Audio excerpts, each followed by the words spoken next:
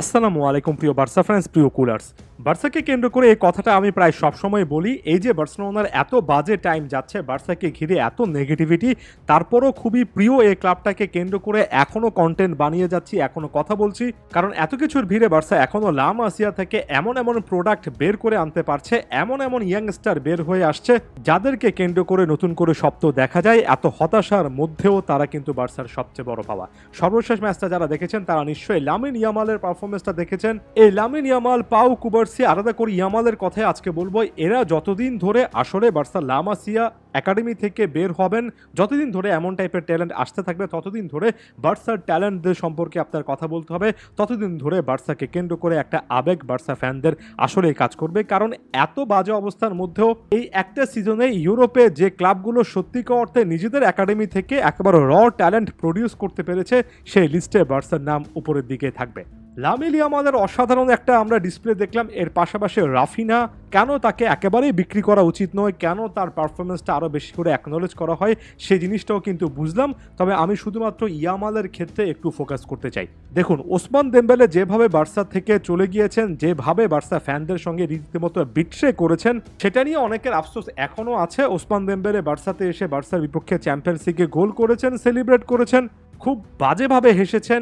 এই ব্যাপারগুলো কুলারদের যথেষ্ট খারাপ লেগেছে। তবে এত এত হতাশার মধ্যেও একটা জিনিস শুধুমাত্র চিন্তা করেন, ওসমান দেমবেলের মতো একজন প্লেয়ার যদি বার্সার স্কোয়াডে থাকতো, তাহলে তাকে ফার্স্ট চয়েস রাইট উইঙ্গার হিসেবে যদি খেলানো হতো, তাহলে লামিন ইয়ামাল কিন্তু সেভাবে সুযোগ পেতেন না। আবার ইয়ামাল সুযোগ পেলে রাফিনা সেভাবে সুযোগ পেতেন না। আবার এক্সপেরিয়েন্সের দিকে যদি যেতে হতো, তাহলে রাফিনা এবং দেমবেলেকে দুটো উইঙ্গে খেলাতে গেলে লামিন ইয়ামালের সুযোগটা একেবারেই আসতো না।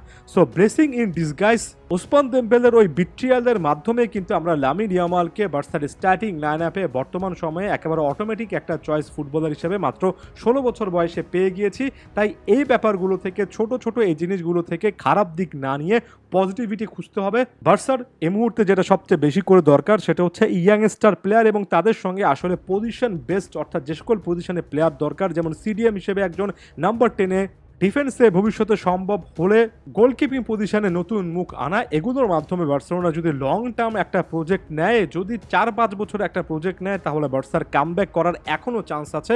যতদিন পর্যন্ত ইয়ামালের মতো ট্যালেন্ট বার্সাতে থাকবেন এবং প্রতিটা সিজনে যতদিন পর্যন্ত এমন ট্যালেন্ট উঠে আসবে, ততদিন পর্যন্ত বার্সার কিন্তু কিছু না কিছু চান্সেস থাকবে, একেবারে ক্লাবটা শেষ হয়ে যাবে না। ইয়ামাল যে জায়গা থেকে গোল করেছেন, যেভাবে ড্রিবলিং করেছেন, না চাইলেও বারবার লিওনেল মেসির সঙ্গে একটা কম্প্যারিজন চলে আসবে, যদিও আসা উচিত নয়। তবে ইয়ামাল যে জিনিসটা করতে পারেন, এই কম্প্যারিজনটাকে শেখার একটা বড় রকমের সুযোগ হিসেবে দেখতে পারেন। যেমন গতকালকে অসাধারণ খেলেছেন, ঠিক আছে, তবে একটা আলাদা মুভমেন্টের কথা বলি। যেমন এই মুভমেন্টের ক্ষেত্রে সম্ভবত ডিবক্সের মধ্যে ইকাই গুন্দোয়ানের সঙ্গে 1-2-1 খেলে ডিবক্সে একেবারে এই যে চলে এসে পারফেক্ট একটা অ্যাঙ্গেল পেয়েছিলেন, যেখান থেকে বডিটা ওপেন করে গোলমুখে একটা শট নেওয়া যায়। তবে ইয়ামালের রানটা পারফেক্ট হয়নি, তারপরে টাচটা ঠিক হয়নি, এবং যে কারণে ইয়ামাল ওই জায়গা থেকে গোলমুখে শট নেওয়ার আগে প্রতিপক্ষ ডিফেন্ডার এবং গোলকিপার এসে সেই জিনিসটা ক্লিয়ার করতে পেরেছেন। ইয়ামালের এই ফাইনাল ডেলিভারি, ফাইনাল ডিসিশনটা আরেকটু বেশি করে শার্প হওয়া উচিত। যদি তার ফাইনাল ডেলিভারি নিয়ে তিনি আরেকটু বেশি কাজ করেন, তাহলে গোলের পর গোল করতে পারবেন, এবং এই টাইপের সিচুয়েশনে, 50-50 সিচুয়েশনে ম্যাক্সিমাম টাইমে তার পক্ষে রেজাল্টটা যাবে। এবং যখন ম্যাক্সিমাম টাইমে লামিন ইয়ামাল এই সময়টাতে তার পক্ষে রেজাল্টটা নিয়ে আসতে পারবেন, ইয়ামাল আরও অনেক বড় ফুটবলার হবেন। কারণ ডিফেন্স ভাঙা, ড্রিবলিং করা, ডিফেন্ডারদের বোকা বানানোর সকল রকমের স্কিল তার আছে। দরকার ফাইনাল টাচ, ফাইনাল শট এবং ডেলিভারিতে আরেকটু বেশি ফোকাস করা। এই এক্সাইটিং ট্যালেন্টার খেলা দেখার জন্য হলো বার্সার ম্যাচ অনেক সময় অনেককে দেখতে হবে।